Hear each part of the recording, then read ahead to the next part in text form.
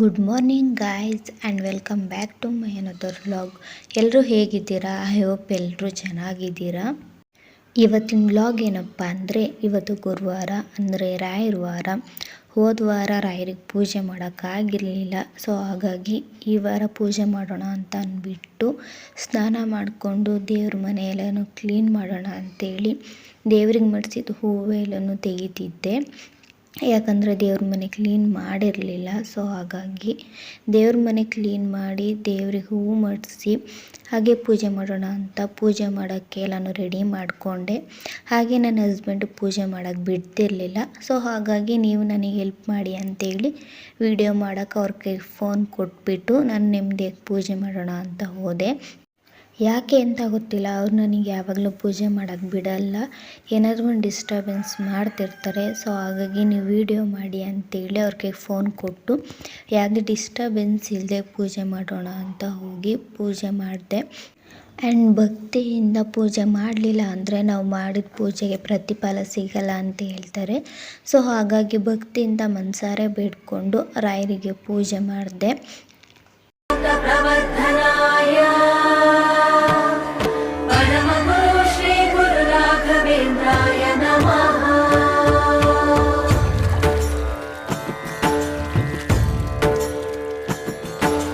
पूज्याय राघवेन्द्राय सत्यधर्मरताय च भजतां कल्पवृक्षाय नमतां कामधेनवे ಧರ್ಮದ ದೀಪ ಹಚ್ಚುವ ಶಾಂತಿಯ ಬೆಳಕ ಚೆಲ್ಲುವ ಜ್ಞಾನದ ದೀಪ ಹಚ್ಚುವ ಲೋಕವ ನೀನೆ ನಡೆಸುವ ತುಂಗೆಯ ತೀರದ ಯತಿ. ಪೂಜೆ ಎಲ್ಲ ಮುಗಿಸಿ ಸಂಜೆ ಎಡೆಗಕ್ಕೆ ಅಡುಗೆ ಮಾಡೋಣ ಅಂತೇಳಿ ಅಡುಗೆ ಮನೆಗೆ ಹೋಗಿ ಎಲ್ಲನೂ ರೆಡಿ ಮಾಡಿಕೊಂಡೆ. ಅಕ್ಕಿ ಸಾವಿಗೆ ಒಂದು ಮಾಡೋದಿತ್ತು, ಅದನ್ನು ಬೇಗ ಬೇಗ ಮಾಡೋಣ ಅಂತೇಳಿ ಮಾಡಿದೆ. ಇದು ನಾನು ಮೊದಲು ನನ್ನ ಗಂಡನ ಮನೇಲಿ ನಾನೇ ಮಾಡಿರೋ ಅಂಥದ್ದು. ಆ್ಯಂಡ್ ಹೇಗೋ ಕಷ್ಟಪಟ್ಟು ಟ್ರೈ ಮಾಡಿದ್ದೀನಿ ಆ್ಯಂಡ್ ಚೆನ್ನಾಗೇ ಬಂತು. ಸಂಕ್ರಾಂತಿ ಹಬ್ಬ ಇನ್ನು 5 ಡೇಸ್ ಇದೆ ಅನ್ನೋ ಹಾಗೆ ನಮ್ಮೂರಲ್ಲಿ ಅಕ್ಕಿ ಸಾವಿಗೆ ಮತ್ತು ರಾಗಿ ಸಾವಿಗೆ ಮಾಡಿ ಸತ್ತಿರೋರಿಗೆ ಎಡೆಗೆ ಪೂಜೆ ಮಾಡ್ತಾರೆ. ಸೊ ನಮ್ಮನೇಲೂ ಹಾಗೆ ಮಾಡ್ತು. ಆದರೆ ನಾನು ರಾಗಿ ಸಾವಿಗೆ ಮಾಡಲಿಲ್ಲ, ಯಾಕಂದರೆ ಅಕ್ಕಿ ಸಾವಿಗೆ ಮಾಡೋ ಅಷ್ಟರಲ್ಲೇ ಆಲ್ರೆಡಿ ಟೈಮ್ ಆಗಿಬಿಟ್ಟಿತ್ತು.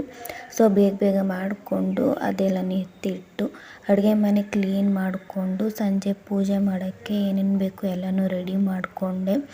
ಅವರೆಕಾಳಲ್ಲಿ ಗೊಜ್ಜು ಮಾಡಿ ಅವರೆಕಾಳು ಬೇಯಿಸಿಟ್ಟು ಅವರೆಕಾಳು ಸಾಂಬಾರು ಹಾಗೆ ರೈಸು ಮತ್ತು ಅಕ್ಕಿ ಸಾವಿಗೆ ಮಾಡಿ ಅದಕ್ಕೆ ಕಾಯಲ್ಲಿ ಕೂಡ ಆಡಿಸಿ ಬೇಯಿಸಿಟ್ಟೆ.